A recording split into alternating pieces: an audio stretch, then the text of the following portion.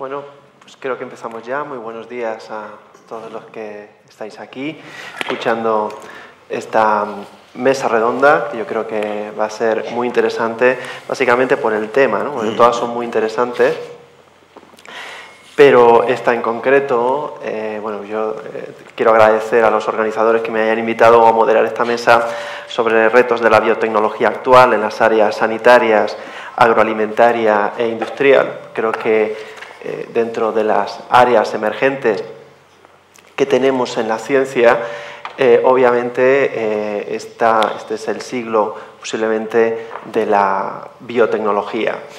Esta mañana nos acompañan aquí está junto a mí pues el profesor Johann Deissenhofer.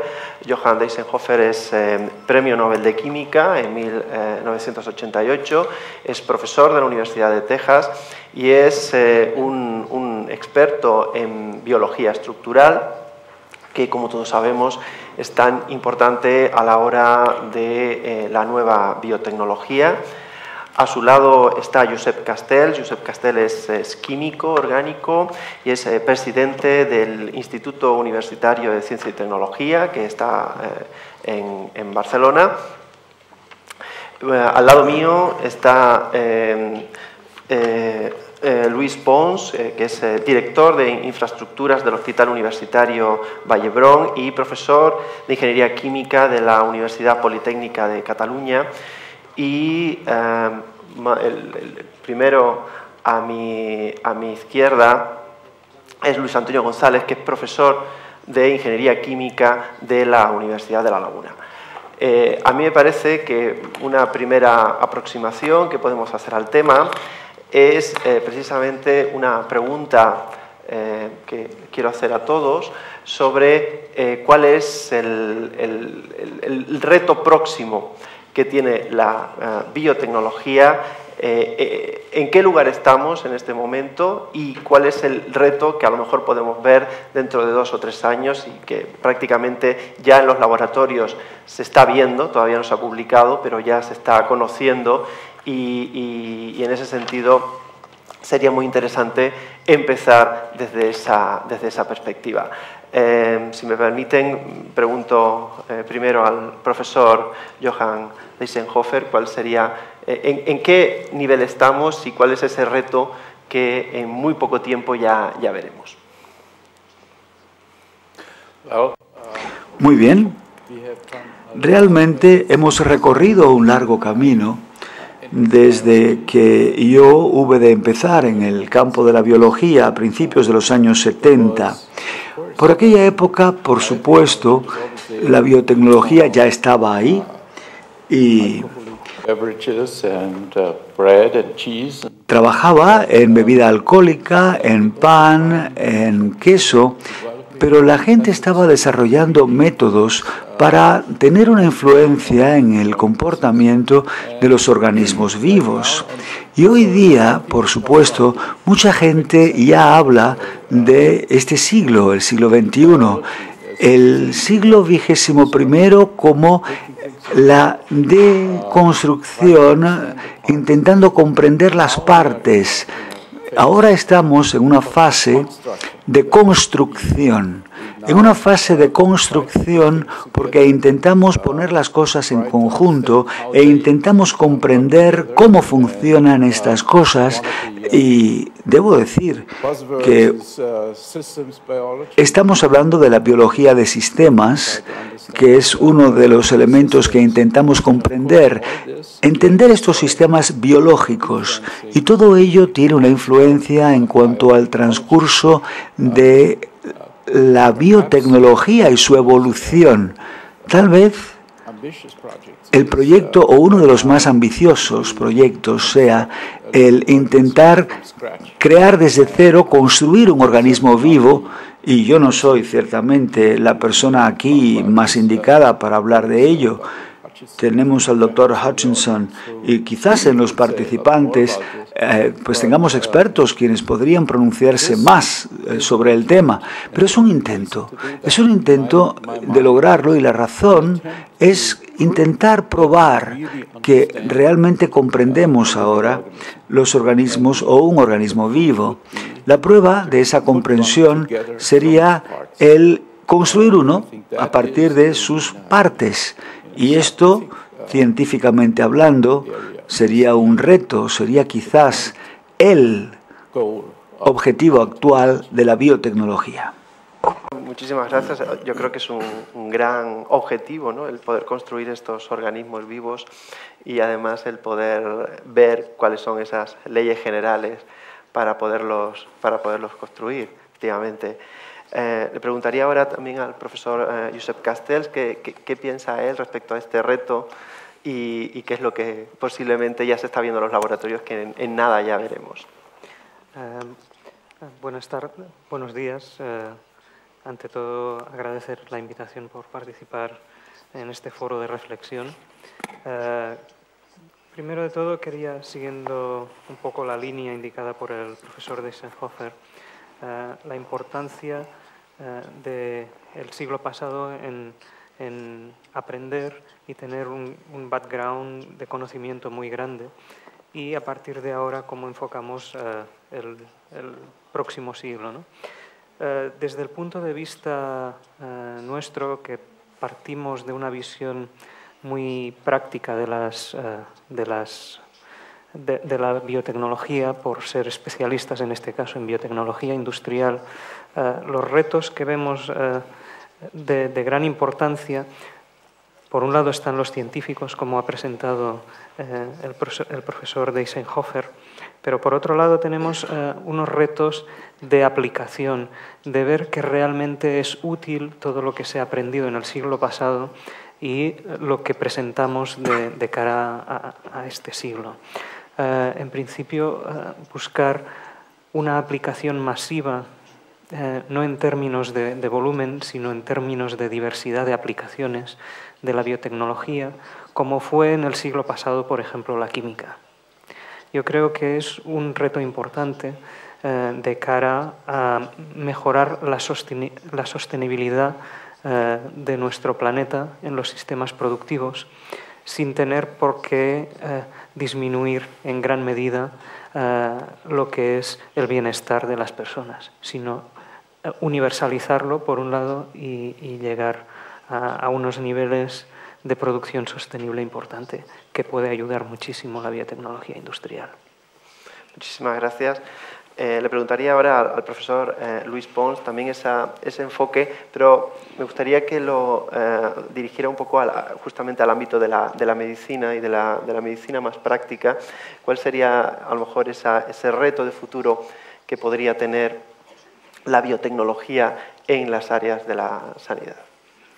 Bueno, yo lo que quería decir primero de todo pues, es dar gracias a la organización y felicitarles pues, sobre todo por el esfuerzo que ha representado organizar este campus, esta edición en medio de un periodo de crisis, ¿no? Y dentro de este periodo de crisis, yo creo que una de las grandes crisis que se nos plantea en el mundo de la tecnología es el paso de lo exosomático, o sea, la tecnología pues, desde fuera del cuerpo, hasta la tecnología endosomática, o sea, dentro del cuerpo. Y aquí donde creo que nace una de las grandes oportunidades de esta crisis que se está cociendo constantemente, es el proceso de integración de sistemas. Una de las características de los sistemas es buscar la totalidad, buscar lo holístico, la wholeness. Y en este caso pues, se produce lo que se ha producido casi siempre, ¿no? De que un químico pues, en su momento pues, consiguió grandes avances para la medicina, un médico grandes avances para la química, y esto se va produciendo incluso ahora ya con otras áreas, otras disciplinas de conocimiento. La ingeniería, la física, las telecomunicaciones, las ciencias de la información están haciendo posible unos grandes milagros dentro de este mundo de las ciencias de la vida, ¿no? Que yo prefiero, más que llamar biotecnologías, en mi ramo, en mi sector, hablar de ciencias de la vida, ¿no? Entonces conseguimos acciones mucho más específicas, el paso digamos, del metro al centímetro, al milímetro, a la micra, a las dimensiones propias de las nanotecnologías. Creo que está representando ya un un ámbito de puntos de vista muy diferentes y que permiten actuaciones, pues como he dicho, mucho más específicas. Y luego para mí el gran reto está en el gap, en la brecha tecnológica, social, humana, que se presenta entre el mundo desarrollado, porque aquí muchas veces consideramos que nuestra visión de la totalidad es la del mundo desarrollado, y yo me gustaría poder hacer una pequeña reflexión acerca de lo que representa esta dificultad de acceso para los países no desarrollados. Muchísimas gracias. Le preguntaría ahora el último del primer turno al profesor Luis Antonio González, profesor de Ingeniería Química de la Universidad de La Laguna, si existen a lo mejor áreas interesantes de negocio que nosotros podamos acometer en España respecto a esta biotecnología emergente, en qué lugar estamos y cuál es el reto respecto a ese punto concreto de poderlo aplicar a la industria y tener algún beneficio. Sí, buenos días. Mi calidad de miembro de la organización, pues les agradezco a todos ustedes y a todos los ponentes que hayan querido participar en este evento, que con un poquito de retraso pues ha conseguido llevarse a cabo. Respecto a lo que usted me pregunta, la oportunidad de negocio, si quiere, voy a reducirla al campo de la alimentación, que es donde me muevo yo un poco más. La biotecnología ocupa hoy por hoy prácticamente el 20% de las aplicaciones alimentarias en España. Representa la parte vegetal, pues el cultivo del orden de 70.000 hectáreas, intentando llegar prácticamente a las 100.000. De unos 200 millones de hectáreas que se supone en el 2015 estarán en funcionamiento para estos vegetales en el futuro. El reto principal que presenta la biotecnología y los alimentos producidos por esta tecnología no son del tipo de tener que cumplir los requerimientos, sino además convencer a la población de que es posible su consumo, su uso sin ningún tipo de problema. Hoy por hoy voy a reducir más el campo de mi primera intervención al campo de la biotecnología agraria, que es el que sufre hoy por hoy la mayor parte del desarrollo, sobre todo de nuevas variedades modificadas genéticamente. Y tal como contaba ayer el profesor Werner Arber, en poco tiempo, conociendo la información, seremos capaces de diseñar, de crear vegetales para la alimentación, vegetales que sean seguros, vegetales que sean fuertes y resistentes frente a plagas, y además poder plantarlos en zonas donde los niveles hídricos hoy por hoy pues no lo permiten. El problema para la comercialización y para el trabajo de todo este producto, en el caso de Europa, es la normativa, la normativa reguladora en Europa, que es muy estricta porque sugiere experimentación, obliga a autorización al cultivo, a la trazabilidad y por último al etiquetado. Esto sería un poquito la primera visión sobre el negocio en biotecnología vegetal. Sí. Siguiendo un poco, para seguir un poco la conversación, que sea más o menos fluido, sí que me gustaría ahondar un poco sobre esto, porque a mí me da la impresión de que justo en este ámbito, en el de la biotecnología aplicada a alimentos, es donde hay muchísima controversia respecto, sobre todo lo que aparece en los medios de comunicación, respecto a si es segura o no es segura. Has comentado que la Unión Europea tiene una regulación que, desde el punto de vista de los que somos profanos, nos parece interesante que por lo menos se regule y que esté establecido básicamente qué puede suceder. ¿crees que realmente hay el miedo fundado que existe en una parte importante de la sociedad hacia esos productos alimentarios que tienen una tecnología, que han sido modificados genéticamente de alguna manera, está sustentado en fundamentos científicos o es irracional por algo que no conocemos? No, realmente es la caja de Pandora. Esto está abierto y aquí están saliendo muchísimas cosas. Mi opinión personal es que hay que seguir investigando. Hay que seguir investigando para confirmar una y otra vez que el consumo y que la producción de este tipo de alimentos no conllevan ningún riesgo para la salud. Desde el punto de vista de esta tecnología, se ha comprobado que efectivamente se siguen una serie de protocolos que hacen que los productos estén perfectamente tratados y conseguidos. De tal forma que, bueno, no existe hoy por hoy ningún tipo de impacto en el resto de la producción, o la producción tradicional agrícola en un determinado producto por efecto de esta última. El verdadero problema va a consistir no solo, como les decía antes, no en adaptarse a la regulación y seguir todos los pasos, sino en convencer a la población de que esto es como lo estoy contando y no de otra manera. Sí, no sé si hay consenso en este enfoque.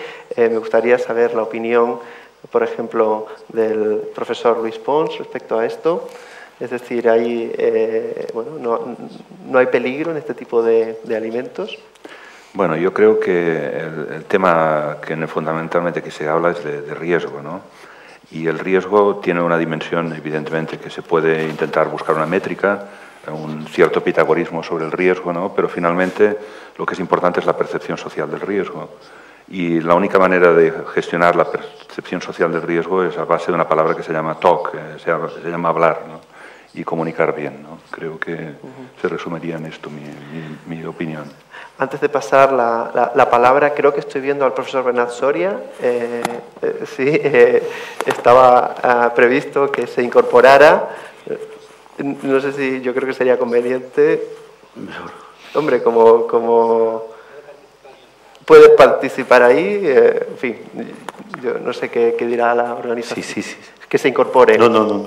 Ah, que se quede ahí. Ah, vale, perfecto. Es que lo estaba viendo y no sabía, no tenía una información sobre lo que debíamos hacer.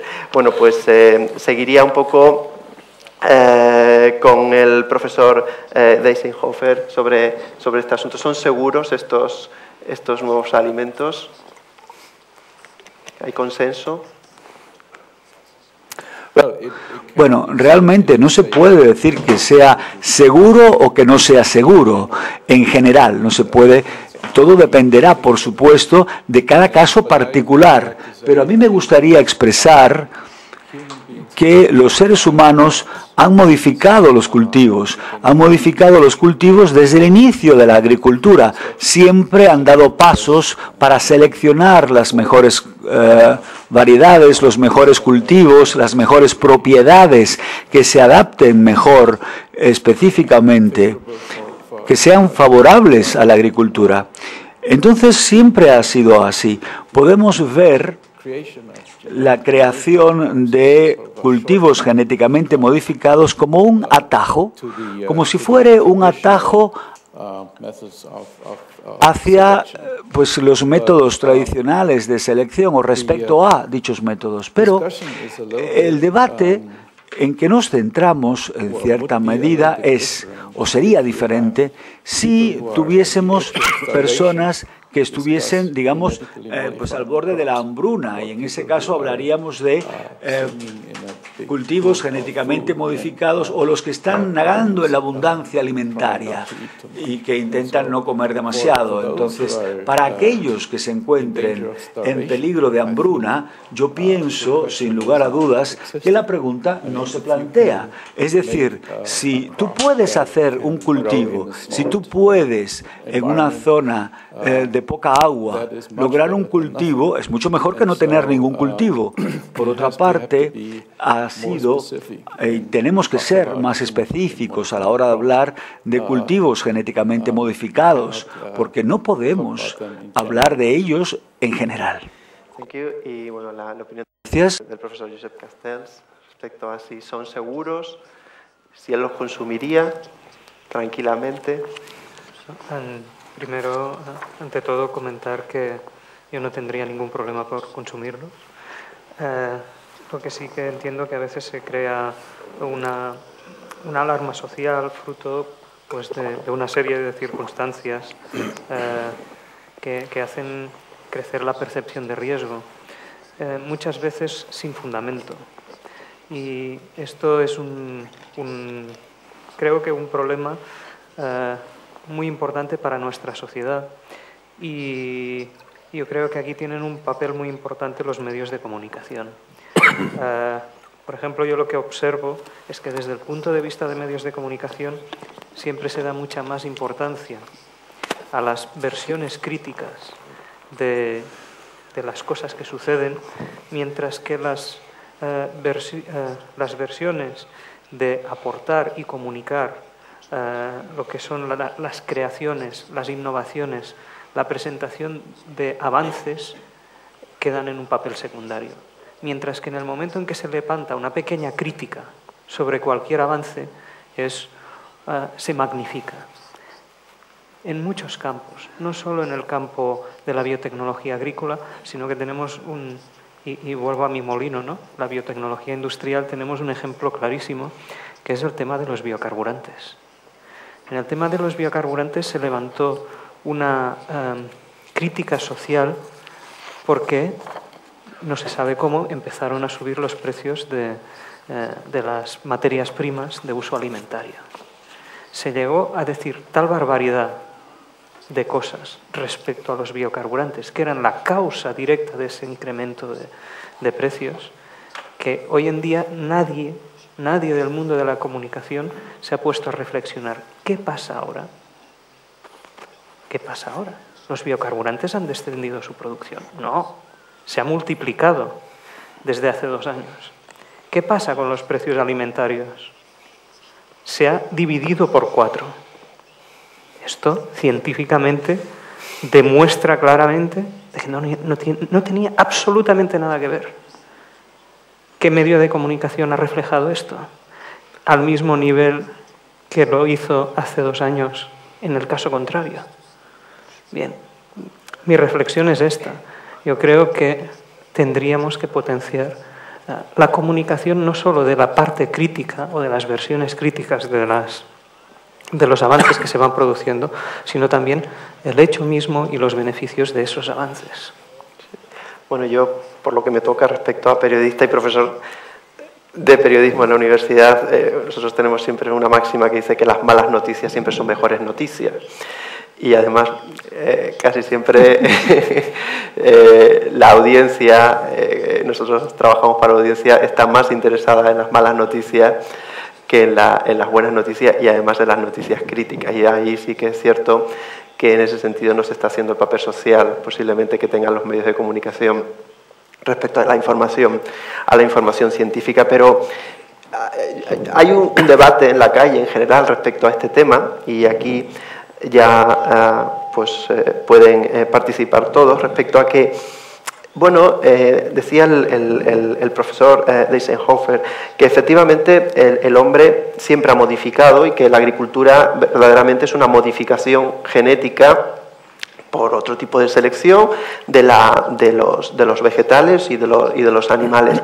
Sin embargo, lo que a mí me preocupa es que esa modificación en este momento la están haciendo unas empresas determinadas y que posiblemente pues a lo mejor los cultivos que ahora se estén desarrollando adquirirán unas determinadas patologías, unas determinadas enfermedades que solamente podrán ser resueltas con a lo mejor plaguicidas o determinados productos químicos que a la vez fabrican esas determinadas multinacionales. Claro, en ese sentido, estamos también en un problema ético-económico respecto a que los países que tienen un mayor poder en biotecnología, y especialmente las empresas que tienen mayor poder en ese sentido, pues son las que podrían controlar la alimentación de la gente. Y bueno, en fin, todos sabemos que en nuestro sistema pues las empresas son muy libres de hacer lo que quieran y sobre todo está muy bien que ganen mucho dinero, pero en ese sentido yo creo que a lo mejor habría que tener un tipo de control.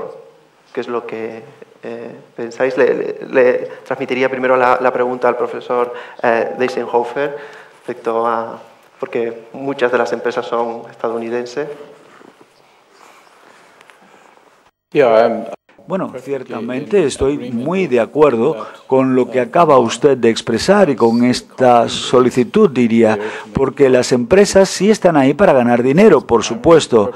Es el objetivo ganar dinero, tienen que ser rentables, no solo servir a la humanidad, pero nosotros como ciudadanos tenemos que garantizar que las empresas estén considerando nuestros intereses, no solo los intereses de los accionistas, y eso está claro. Por otra parte, yo quiero decir que este ejemplo, obviamente, es el ejemplo, ¿cómo decirlo?, más adelantado en cuanto a la industria alimentaria. Y me estoy refiriendo al caso de las especies resistentes ante herbicidas y ese tipo de cosecha de cereal que resiste pesticida es algo fundamental, porque se ha demostrado que no es posible confinar las características genéticas y los campos que son cultivados de esta forma, lo vemos, y por lo tanto tenemos de esta forma lo que significa. Yo estoy en favor de ese control que usted menciona. Por supuesto, es siempre difícil en muchos sistemas políticos, incluso el sistema norteamericano. Esto resulta difícil. Hay una cierta tendencia siempre hacia la corrupción. Y yo diría que el poder de las empresas, el poder de las compañías es realmente algo a considerar, algo que nos preocupa. ¿Quiere matizar? Bueno, yo quería añadir un tema que en otras mesas redondas se ha tratado, ¿no? Se ha hablado de la corrupción, ¿no? Y se ha hablado del corrompido, ¿no? Pero a mí me preocupan más los corruptores, ¿eh? Entonces, ¿Quiénes son? ¿Quiénes son? Y el ranking de corruptores, ¿no? Y creo que aquí, pues... ¿Existe ese ranking, más o menos? Este ranking creo que alguien lo ha tratado de hacer, ¿no? Pero no es fácil, ¿no? Entonces creo que en otras mesas se va a tratar de estos temas relativos a la transparencia, ¿no? Y creo que hay un problema, evidentemente, de transparencia y de conocimiento de los ciudadanos de cuáles son las prácticas de estas compañías, ¿no? Y en esto, pues, comparto la preocupación del profesor Deisenhofer, ¿no? El profesor Luis Antonio González. Sí, efectivamente, yo creo que lo que subyace también, y un poco al hilo de lo que comentaba el profesor Castel, es que existe miedo a los promotores de la industria vegetal, de la industria biotecnológica vegetal, por el efecto que va a tener en el mercado. Y entonces esa parte del miedo es la que se traduce pero es justificado, de muchas maneras. ¿Es justificado ese miedo? Ustedes que están dentro del campo y que realmente una cosa es lo que se transmite en los medios de comunicación o lo que pueda tener una población que a lo mejor no está suficientemente informada, y otra es la visión que tienen ustedes que están dentro de esa disciplina, de ese conocimiento, ese miedo realmente tiene una base real. También siguiendo el hilo del profesor Castel, yo no tengo ningún problema en consumirlo. No, yo no digo al consumir respecto a que sea sano o no el alimento, sino así verdaderamente pues esto nos está potenciando el uso de determinadas especies vegetales que están eliminando otras que había en la naturaleza, está favoreciendo unas determinadas que además utilizan unos determinados plaguicidas o herbicidas, etcétera, y por lo tanto vamos a estar en manos de unas pocas multinacionales biotecnológicas. Yo pienso exactamente en respecto al tratamiento anti-enfermedades de la planta, del vegetal, que con la biotecnología lo que se va a conseguir van a ser tratamientos mejores y más seguros respecto a la enfermedad. Yo se lo comentaba al principio, existe la posibilidad, con bastante información, de que se puedan desarrollar vegetales mucho más fuertes en lo que se refiere al tema de enfermedades. Sí, pero que a lo mejor si tiene algo, el producto es justamente de la compañía que hace ese vegetal, ¿no? Es que eso te queda, claro, es que eso es un grave problema porque luego si existe algún tipo de problema político y esa compañía no puede enviar determinados productos, pues está totalmente en manos cuando antes no ocurría así. No obstante, ya llevamos un rato. Yo quería plantear otro tema que a mí me parece muy importante y muy relevante en este asunto de la biotecnología.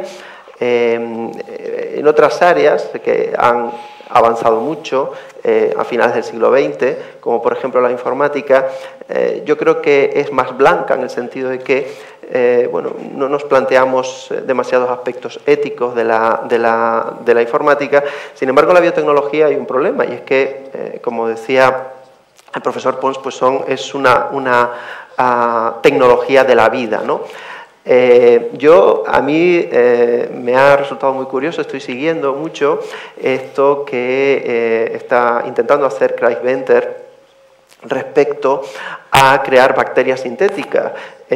Filosóficamente, a mí me parece de lo más importante posiblemente que se haya hecho en la ciencia, a lo mejor desde Galileo, ¿no? Porque estamos hablando de que estamos cogiendo materia inerte, y esa materia inerte va a dar lugar a vida. La bacteria al final es la forma más simple de vida. Y bueno, pues esa es la definición de Dios, ¿no? El coger materia inerte y con ella crear vida. Esto es el caso extremo, pero yo creo que a lo mejor, se habla que en unos meses pueden existir estas bacterias sintéticas, pero sí que es cierto que hay unos componentes éticos muy relevantes en estas tecnologías. A mí me gustaría que nuestros invitados, estos ponentes, pudieran hablar de este asunto y que comentaran cuáles son sus temores mayores respecto a esta aproximación ética a la biotecnología.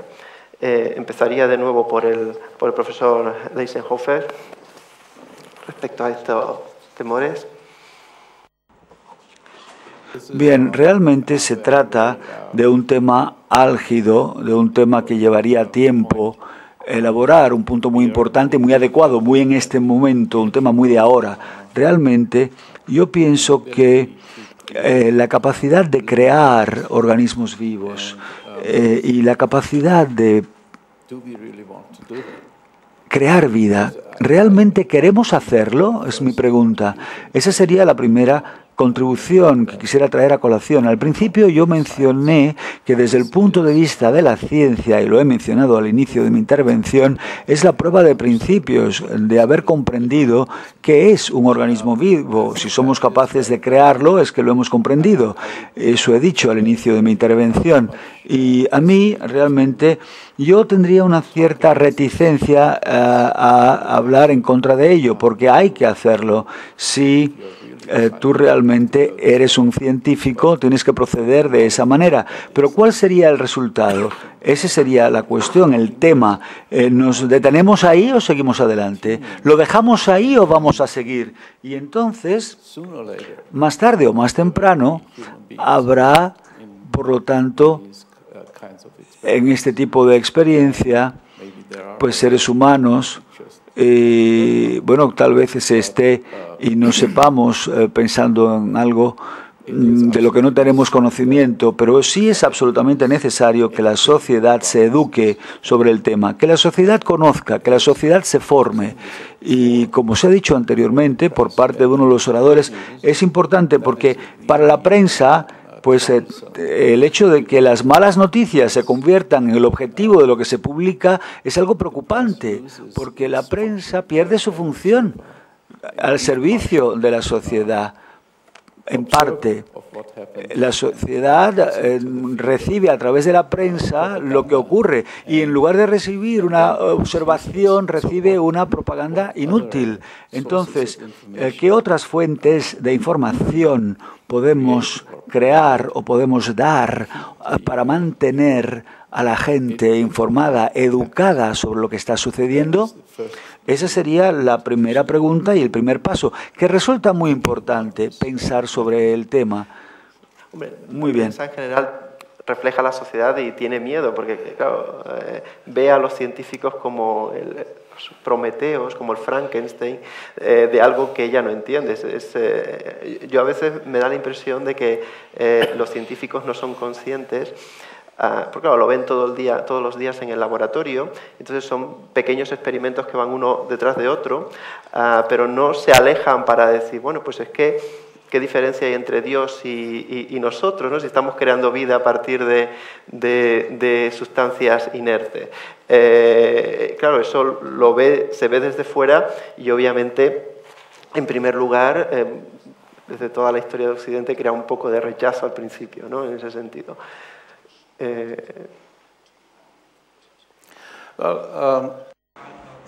No estoy tan impresionado por este aspecto de crear vida a partir de materia inerte. Bueno, creo que es, de hecho, como ocurre, y ocurrió hace mucho tiempo en la Tierra, que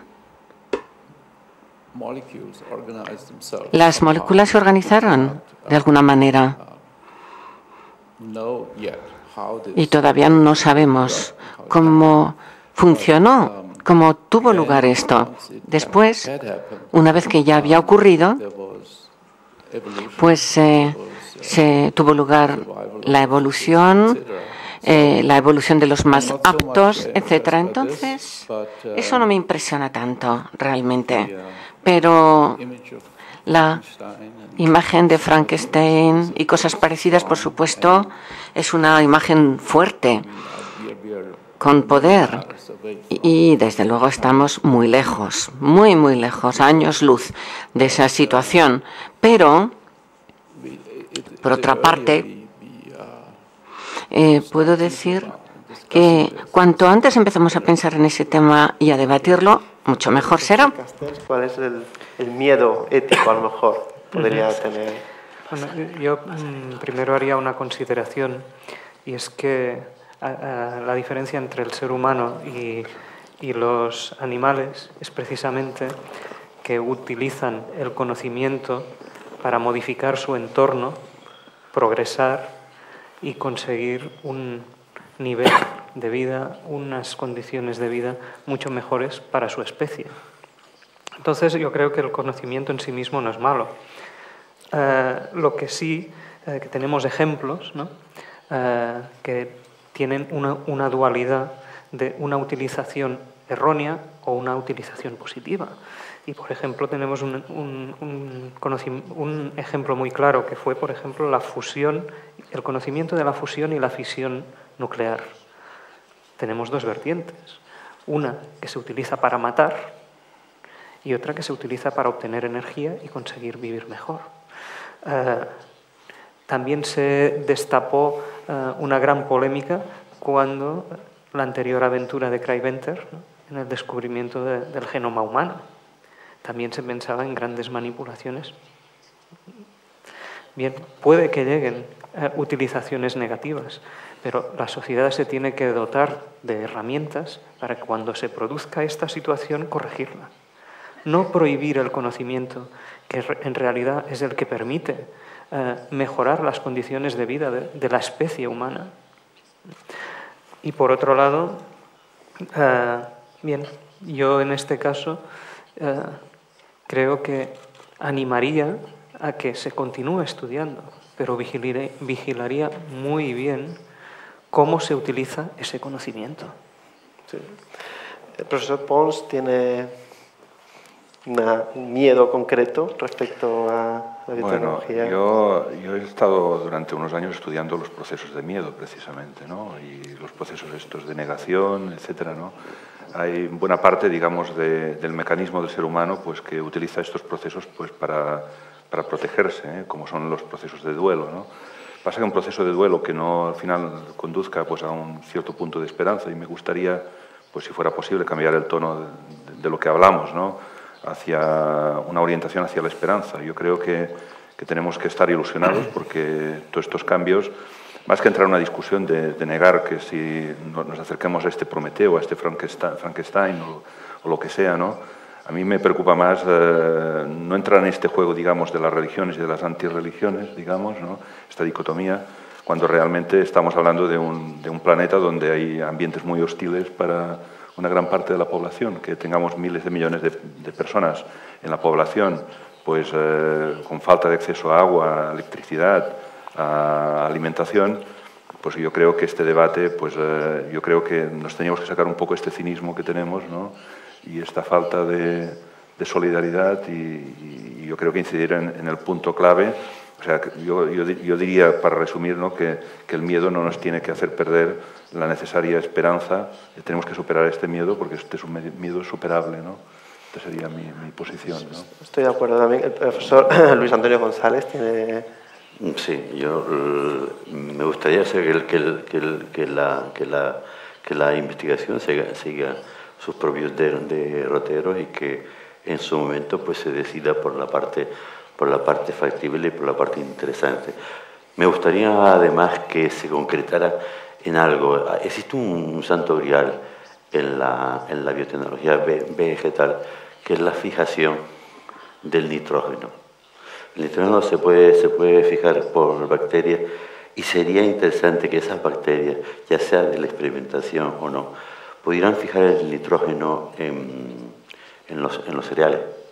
De esta manera conseguiríamos un producto, o empezaremos a tener un producto, un cereal que pudiera ser rico en proteínas. Con lo cual, uno de los grandes problemas del mundo referido a lo que es el hambre y la alimentación, sobre todo en zonas subdesarrolladas, se podría potenciar mucho más.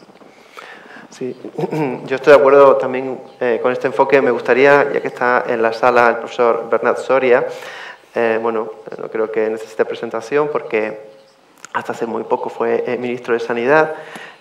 Yo lo conocí en una época cuando yo era responsable de ciencia del periódico El Mundo, en el que tuvo muchísimas críticas porque él quería realmente investigar en células madres embrionarias, y en aquella época en la que gobernaba el PP, bueno, pues tuvo muchas dificultades. Yo creo que los periodistas lo defendimos en general y defendimos su opción, y querría saber cuál es su opinión respecto a estos problemas éticos que puede tener la biotecnología, y si a lo mejor es cierto que este enfoque de miedo que se da a veces desde los medios de comunicación y desde algunas pues, organizaciones puede frenar el desarrollo científico. Pues no sé si le pueden pasar un micrófono, pueden porque acercarle un micro, me han por dicho favor. efectivamente que le pregunte. Entonces, siento esta intromisión que a lo mejor estaba ahí.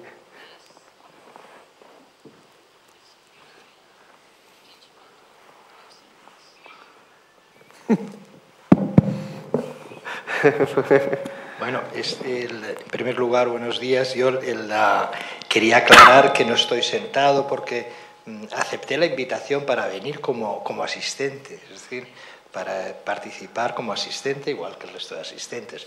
Por lo tanto, no en absoluto... Perdón, es que estaba aquí en el bolo, perdone. Sí, yo lo acabo de ver también. Sí. En cualquier caso, estoy encantado de poder contribuir a la reflexión global sobre quizás más que el miedo a la biotecnología, es el miedo a la tecnología. Y esto ocurre cada vez que se produce un avance tecnológico. En medicina tenemos muchos ejemplos, pero también de otros avances. Y como se ha dicho, la tecnología en sí no es buena o mala, es decir, es el uso de la tecnología. Un bisturí en las manos de un cirujano salva vidas, en las manos de un asesino las quita.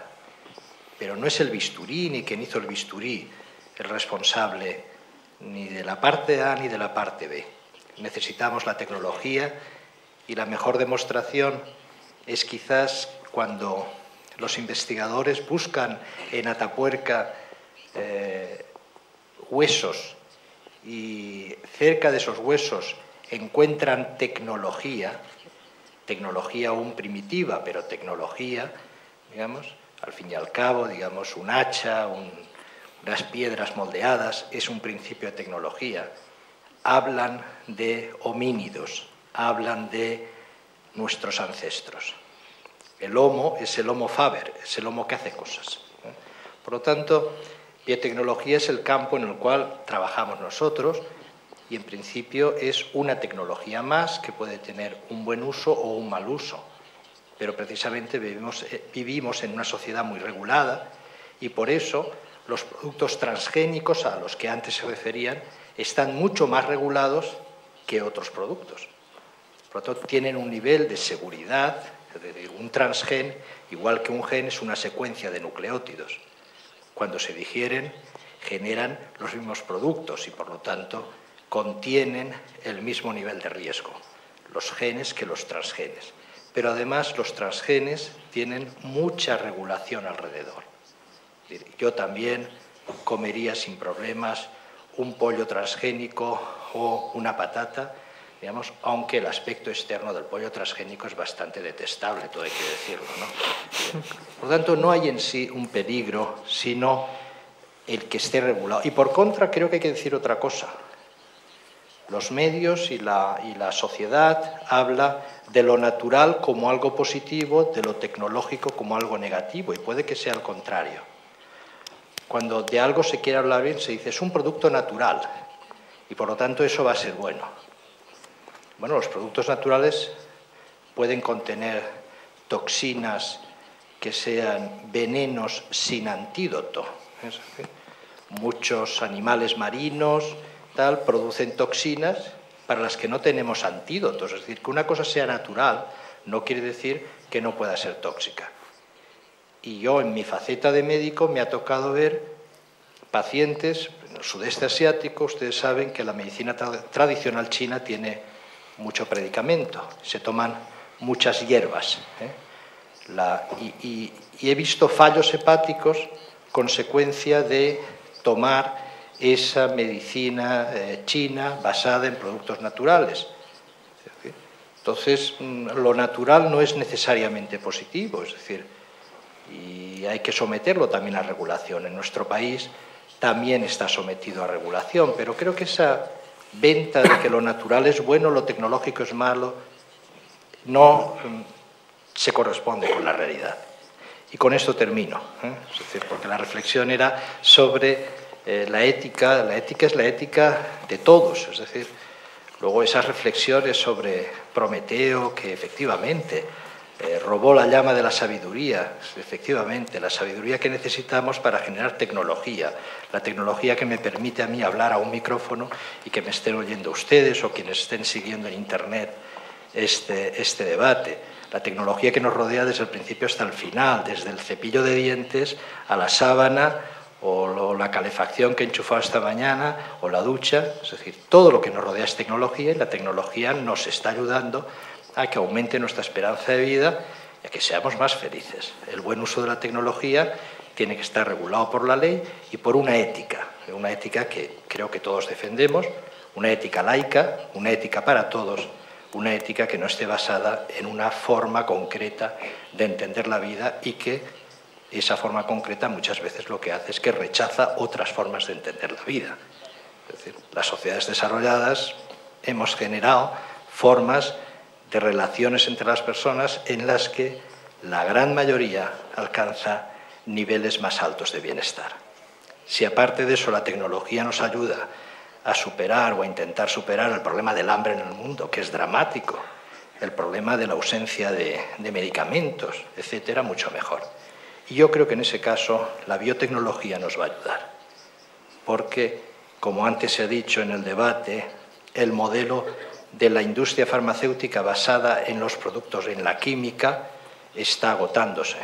El desarrollo de una molécula cuesta 800.000 millones de euros por molécula y entonces eso ya no es, difícilmente va a ser accesible y por contra la biotecnología es capaz de desarrollar nuevos medicamentos para nichos de enfermedades sin tratamiento. O sea, no hay que olvidar que tenemos miles de enfermedades aún sin ningún tratamiento. Muchas veces porque son nichos de mercado pequeños, por ser poco prevalentes, y ahí la biotecnología nos puede ayudar a generar medicamentos para esos nichos y para otras enfermedades que hasta ahora no hemos encontrado solución. Yo no creo que alguien que padezca, y termino con este ejemplo, una esclerosis lateral amiotrófica, que sabe que su esperanza de vida cuando es diagnosticado está entre 2 y 5 años. No hay ningún tratamiento, ninguno. Y mueren porque los músculos se van paralizando, finalmente se paraliza los músculos respiratorios, dejan de respirar. Si a una persona de estas características le dice, mire, tengo que utilizar biotecnología o tengo que utilizar células madre de origen embrionario para intentar buscar un tratamiento, no creo que esta persona, digamos, tenga muchas reservas para buscar usted ese tratamiento. Porque para las decisiones éticas hay que incorporar también el dolor de los pacientes y de sus familiares. Muchísimas gracias. Me gusta mucho este enfoque positivo y esperanzador que tiene la biotecnología. Creo que ya estamos finalizando y que hay una posibilidad de que haya preguntas por parte del público. Sí. Y me gustaría saber, efectivamente, si hay alguna cuestión antes de hacer yo alguna otra pregunta. Sí, están recogiendo. Ya la están recogiendo. Vale. Pues mientras la recogen, sí que me gustaría a mí un poco hablar sobre... Es cierto que la química, bueno, pues realmente da la impresión de que es algo del siglo, a lo mejor del siglo XX, de que ya, sobre todo la química farmacéutica, y de que las nuevas investigaciones vienen de la biotecnología y de la manipulación, de alguna manera, genética. Sin embargo, a mí me gustaría saber, dentro de las enfermedades que existen y de los problemas, no solamente también sanitarios, sino los problemas medioambientales, cómo esta biotecnología está ayudando o puede ayudar en un futuro muy próximo a resolver algún problema concreto. Y le trasladaría, en primer lugar, la pregunta al profesor Castells. Bueno, precisamente este tema es la parte troncal de lo que es la biotecnología industrial, que es utilizar la biotecnología como una herramienta para la producción de productos. Esto no quiere decir que elimine la química, no es una contraposición, sino que son dos herramientas que se tienen que utilizar de forma inteligente y conseguir mejorar los sistemas de producción que tenemos actuales para generar menos impactos en la salud humana, en el medio ambiente, en la salud de los trabajadores. Y estas dos herramientas complementarias funcionan de manera bastante eficiente. Si queremos pasarnos de un extremo a otro, nos encontraremos también con problemas. Y lo que se trata es de utilizar los procesos mediados por microorganismos, la biocatálisis, la utilización de materias primas de uso, naturales, ¿no? de renovables, como una herramienta más en el camino de conocer procesos de producción más eficientes y que solucionen problemas que hemos detectado. Hemos de tener en cuenta y no criminalizar las cosas, porque, por ejemplo, dentro de este campo, a día de hoy, la industria química, a pesar de la mala imagen que tiene, es de las industrias más concienciadas sobre los problemas ambientales, la que trabaja con una visión más favorecedora de las innovaciones en el campo de la producción, y se ha quedado una imagen de decenas de años atrás en las cuales provocó grandes problemas sobre la salud humana, sobre el medio ambiente, pero eso está corregido. Pero no quiere decir que con la incorporación de la biotecnología se pueda mejorar muchísimo más. Sí, en cualquier caso, todos los productos, incluidos los naturales, también son química, todo es química, ¿no? Sí, o sea, que no hay una diferencia entre unos productos y otros. Vamos a parar a un producto, es un producto químico. Claro.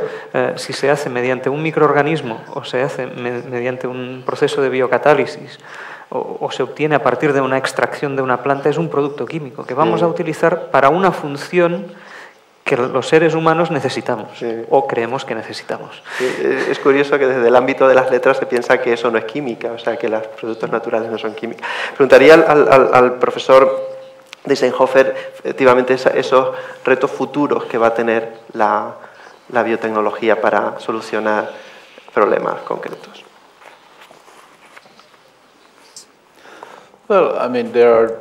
Hay varias cosas que se están asomando en el horizonte. Por ejemplo, el descubrimiento de nuevos productos naturales. Creo que no conocemos todavía no conocemos la gran mayoría de productos naturales. Tengo colegas en mi institución que viajan periódicamente a mares tropicales o a otros lugares donde recogen organismos y hacen un cribaje sistemático para ver si encuentran nuevos compuestos. Esto es una cosa. Y luego, por otra parte, el proyecto del genoma humano se ha mencionado aquí. Y en la época en que se inició, verdaderamente era una empresa monumental, pero la tecnología, la biotecnología, ha progresado a tal ritmo que ya podemos pensar en conocer los genomas de personas individuales de manera rutinaria y, por lo tanto, hacernos una idea mucho mejor, mucho más profunda, si uno es médico, sobre el tipo de medicación a la que reaccionará el paciente, la persona en cuestión, gracias al genoma humano personalizado. Es una revolución en la medicina y esto va a ser posible gracias a la biotecnología. Entonces, yo diría que, en general, pues yo soy más optimista que pesimista. Siento más esperanza que temor. profesor Luis Pons, como además es director de infraestructuras del Hospital Universitario Vall-d'Hebron, respecto a esos retos concretos que tiene y en su caso concreto querría que me contestara sobre si la medicina basada en la biotecnología va a encarecer excesivamente pues la factura sanitaria. Bueno, yo creo de que, a ver, yo no soy un especialista en economía del sector público sanitario, ¿no? Creo que tengo un conocimiento muy limitado, ¿no? Yo lo que he entendido, evidentemente, de siempre, ¿no? de que este es un sistema donde el punto de estabilidad pues no se alcanzaría nunca, ¿no? Y precisamente es por esta tensión que hay pues en el intentar buscar lo mejor para progresar en el cuidado de los pacientes. Yo comparto con lo que ha dicho el profesor Bernat Soria, ¿no? Una de las cosas que me impresionó más cuando entré como director de infraestructuras es ver a las personas cómo entran a un hospital, pues entran con una cierta ansiedad, con preocupación, con tensión, ¿no? Y nosotros precisamente yo diría que lo que les tenemos que dar es sobre todo trato humano, ¿no? Trato personal, ¿no? Y aparte, digamos, de darle unos buenos servicios tecnológicos que en parte son caros, pero por otro lado, si puedes observar el coste por intervención, el coste por paciente, pues yo diría de que se consigue un cierto nivel de optimización. También estoy de acuerdo de que a nivel del uso de fármacos, pues seguramente deberá procederse a una cierta racionalización del uso de los fármacos, ¿no? Porque hay otras maneras mucho más específicas para actuar sobre las enfermedades, ¿no? Yo creo que tenemos grandes retos y grandes oportunidades y grandes ilusiones para el futuro de este sector, ¿no? Yo creo que esta integración de tecnologías, pero sobre todo yo creo que lo más importante es que, digamos, que no caigamos en un papanatismo tecnológico, ¿no? Y que entremos sobre todo en no perder, y creo que en el hospital donde yo trabajo, pues nuestra gerencia tiene esta idea muy clara, ¿no? La prioridad es el paciente, la prioridad es la persona y ver, pues evidentemente, pues lamentar los fracasos, ¿no? Porque los hay, desgraciadamente, ¿no? Entenderlos, aprovecharlos para aprender y para desarrollar nuestro conocimiento y luego, por otro lado, pues ver pues, los grandes éxitos y las grandes fronteras que hasta ahora eran impensables, ¿no?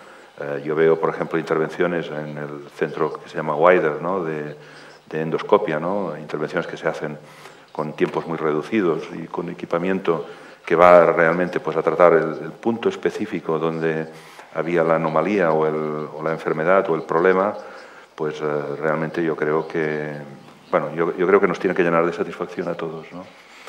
Al profesor Luis Antonio González yo le preguntaría si la biotecnología realmente es la mejor herramienta que tenemos a corto plazo para acabar, por ejemplo, con el hambre, con ese gran problema humano. O sea, si no es la mejor, Hombre, es una gran herramienta. yo no me atrevería que la mejor, al contrario, yo pienso que gracias a la tecnología actual, pues seguimos teniendo un régimen de acercamiento a evitar muertes por déficit de alimentos, que aunque en realidad viene sabido por todo el mundo que producimos alimentos suficientes como para alimentar a todo el mundo. El problema se puede demorar a medio o largo plazo, pero estará más afectado por el déficit de agua, pienso yo, o por el consumo, vamos a llamarle excesivo, de proteínas por parte de países, de muchos habitantes que hoy por hoy no lo consumen. Yo creo que el reto de la biotecnología está ahí, solo hay que mirar las cifras, ver lo que se prevé para el futuro. Las ventajas están también en lo que se refiere a alimentación y a producción de alimentos biotecnológicos, está ahí también, ya se han contado varios casos. Creo que a partir de la biotecnología existe la posibilidad de producir alimentos con más nutrientes o con otros tipos de nutrientes que lo que tienen actualmente, el caso del arroz, el caso de de los cereales, donde pueda aparecer por primera vez estos aminoácidos como la lisina y generar, aumentar la concentración de determinados nutrientes. Y a mí me gustaría citar, pero más que por otra cosa, por novedad, lo que es uno de los futuros que preveo yo que pueda tener cierto éxito, que es se ha llamado, es una disciplina que se llama la ¿qué nombre se me va? La nutrigenómica y la nutrigenética. Pues apoyada en la proteómica, pues se basa en utilizar alimentos donde están identificados algún tipo de genes que sean capaces de curar enfermedades. De tal forma que en un momento dado se pudiera hacer una dieta apoyada en ese tipo de alimentos en el que, por ejemplo, se podía tratar por la intolerancia a la lactosa y la digestión de la leche. Son muchos campos y creo que tiene un futuro interesantísimo para la humanidad. Sí, bueno, la verdad que me encanta estar aquí en este foro porque este positivismo que siempre respiro cuando estoy con científicos, yo creo que en general es muy necesario en nuestro mundo. Creo que ya están algunas preguntas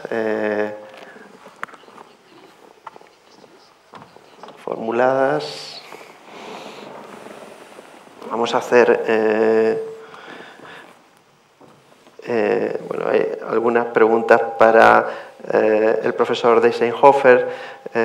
Dice, bueno, que se ha hablado de las grandes compañías de biotecnología y de su papel en la comercialización de los nuevos avances, pero la pregunta que le hace uno de de las personas que nos están escuchando, dice, ¿cuál cree que será el volumen de emprendedor tecnológico en el futuro próximo? O sea, veremos la ciencia de muchos más spin-off de biotecnología en los próximos años, es decir, veremos en un futuro próximo un crecimiento muy importante de las empresas pequeñas o de las empresas relacionadas con la biotecnología.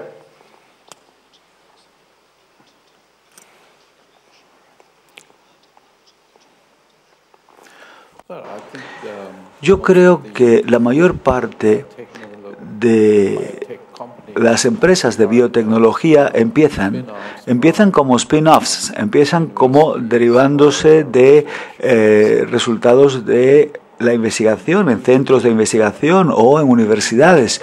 Normalmente se utiliza una idea que promete un valor comercial y muchas de estas empresas desaparecen sin dejar rastro al cabo de algunos años, pero unas pocas sí alcanzan sus objetivos y unas sí realizan y logran ese potencial de la idea, es decir, prueban que la idea era una buena idea. Y estas empresas que sobreviven, que subsisten, se integran luego en grandes empresas que tienen el dinero para comprarlas. Y creo que así ha ocurrido en Norteamérica. Esa es la vía de la innovación y de la tecnología. Estas pequeñas empresas se integran en grandes, posteriormente, en grandes compañías, pero siempre con una ganancia razonable para aquellos que las iniciaron, que las hubieron de crear. Hay otra pregunta para el profesor Castell, en el sentido de que, bueno, dice que Brasil ya produce 6.200 megavatios de bioelectricidad, a partir de residuos como el etanol o el biodiesel. Y, bueno, se pregunta realmente si qué beneficio le ha dado esto, si se sabe, a los pequeños y medianos productores agropecuarios y a los grandes, ¿no? Es decir, ¿realmente se están beneficiando todos o se están beneficiando una parte concreta? Bien, por lo que yo conozco en este caso de Brasil, que es muy poquito, pero sí que tenemos un cierto contacto con algunas empresas de Brasil, y evidentemente que hay un un gran beneficiario de todo esto, que sería pues la compañía estatal brasileña de petróleos, que también es la que tiene casi el monopolio del uso de biocarburantes en Brasil, pero también están naciendo iniciativas de pequeñas empresas nuevas que están trabajando en este campo. Yo conozco directamente iniciativas de empresas industriales, pero también tengo cierto conocimiento muy lejano de que existen en zonas rurales iniciativas de uso de biocombustibles como fuente de energía para ellos, por la proximidad de esa propia fuente. No necesitarán transportar lo que son las materias primas, como serían si procediesen del petróleo. En cambio, pueden ser productores de su propia energía. Existen ciertas iniciativas que están en vías de planteamiento con el soporte de algunas ONGs también en este campo. Hay una pregunta abierta en general, que es una pregunta un poco técnica, pero bueno, un señor dice: ¿qué opina de que esté prohibido utilizar con fines energéticos la biomasa procedente de transgénicos? Sabía yo que estaba prohibido. ¿Hay problemas realmente con utilizar este tipo de biomasa o no? Yo no conozco. No, a lo mejor incluso es una buena idea utilizar transgénicos que produzcan un mayor tipo de combustible. Sí que otra pregunta dice que si se sabe más o menos cuánta cantidad de alimento son los que están producidos en estos momentos por tecnología o por biotecnología respecto al volumen total. En España hay un dato, pero es del año 2005, que el 20% de las aplicaciones alimentarias son de procedencia biotecnológica. ¿El 20%? El 20%. ¿Y en general? España es de los mayores productores de Europa y mayores consumidores. Entonces yo debo suponer, pero la verdad es una suposición, que en Europa el porcentaje debe ser similar y si acaso un poco inferior. Otra pregunta dice si los alimentos que consumimos y que están elaborados con elementos, con materias primas a partir de la biotecnología, si en las etiquetas se establece algún tipo de... Sí. Hay una reglamentación muy estricta que forma parte de la que le comentaba de la Unión Europea, en la que en el etiquetado, no sé exactamente la puntualización, pero debe quedar excesivamente claro que son alimentos producidos biotecnológicamente.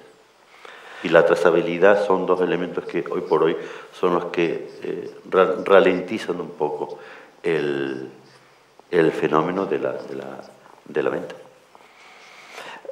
Hay una pregunta para el profesor Bernat Soria, no sé si le pueden acercar el micrófono. Dice: ¿el bisturí se inventó o se descubrió? ¿Cree que hay que hacer un ejercicio de ética y humanidad ante los descubrimientos, pues antes de utilizarlos? Bueno, no puedo contestar la pregunta del bisturí, es decir, era un ejemplo que intentaba poner la tecnología en su lugar. Y acerca de la segunda parte, yo creo que la reflexión es necesaria siempre. Una reflexión abierta en la cual se manejen datos. Y lo digo desde un punto de vista de una cierta experiencia en lo que son los ensayos clínicos con moléculas nuevas.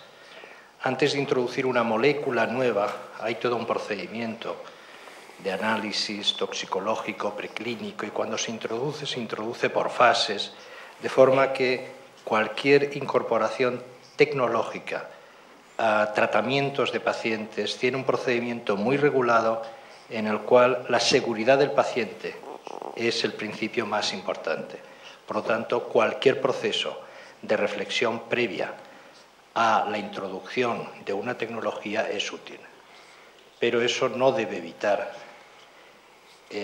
un problema que tenemos también temporal, y que hay mucha gente que necesita de la tecnología para resolver sus problemas. Por lo tanto, no podemos estar eternamente reflexionando y no hacer nada, porque mientras tanto esa gente se muere.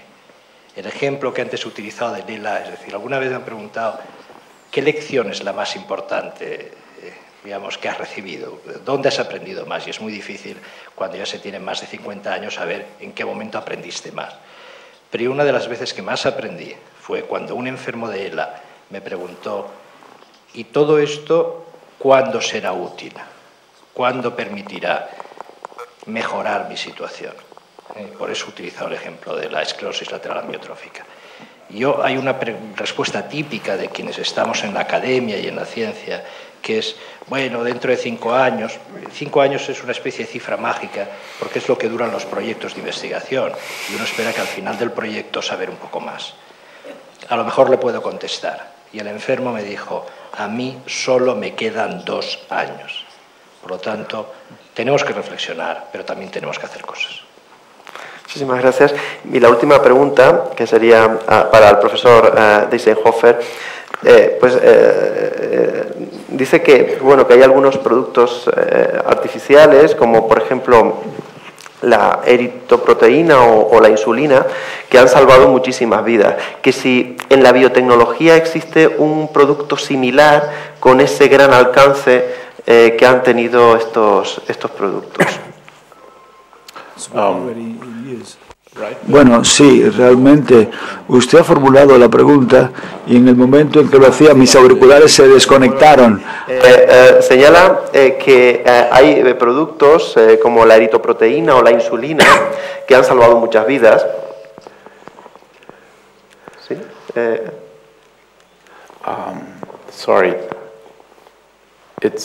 Le doy unos auriculares al profesor. Le cambio los auriculares al profesor, por favor. Que tengan la amabilidad de dar unos auriculares sintonizados en el canal de inglés al profesor. Por favor. En cualquier caso, si quiere, if you want. De inglés al profesor, por favor.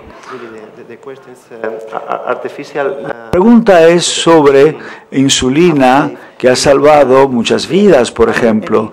¿Hay acaso algún producto semejante, algo similar, en el caso de la biotecnología que pudiera tener el mismo papel importante para salvar vidas en el futuro? Potencialmente hablando, sí, ciertamente la insulina es una proteína y nosotros podemos fabricar muchas proteínas. Hoy día podemos hacerlas gracias a la biotecnología, con métodos biotecnológicos. Y mi temor científico probablemente diríamos que no existiría ese temor si no hubiera todas estas posibilidades, pero muchas de esas proteínas sí se pueden utilizar en la medicina y por supuesto que habrá y probablemente hay ya, no puedo dar ahora un ejemplo, pero seguramente las habrá ejemplos hoy día. Y hay más, por supuesto, aparte de la insulina, otras proteínas que ya se están produciendo, que ya se fabrican y que ya ayudan a la gente a seguir con vida. Seguramente salvan muchas vidas. Gracias. Con esto ya prácticamente terminamos esta mesa redonda. Yo quiero agradecer a todos los ponentes que han estado aquí. Yo creo que ha sido un debate interesante. A mí, yo desde luego he aprendido muchísimo, como siempre hago cuando estoy entre científicos, y en este caso entre científicos tan eminentes. Yo quiero agradecer, sobre todo, también a la organización de este campus de excelencia 2009, porque a mí me parece que una forma de resolver cualquier problema es empezando con el debate y empezando con las ideas. Y en este sentido, esta iniciativa de debatir, de entender qué es lo que está sucediendo en el mundo y en especial, pues en este caso concreto, en el mundo de la biotecnología, es el primer paso y el paso fundamental para resolver cualquier problema. Y como periodista y como profesor de periodismo, como además veo que hay algún periodista por aquí, pues el que estos asuntos se divulguen en los medios de comunicación, pues a mí me parece que es una pieza clave para que podamos todos apoyar a la investigación y a los científicos que están desarrollando nuevos productos y nuevas soluciones para que nosotros podamos vivir mejor. Les agradezco muchísimo a los ponentes que han estado aquí y muchísimas gracias a todos por haber atendido y por haber preguntado. Muchísimas gracias.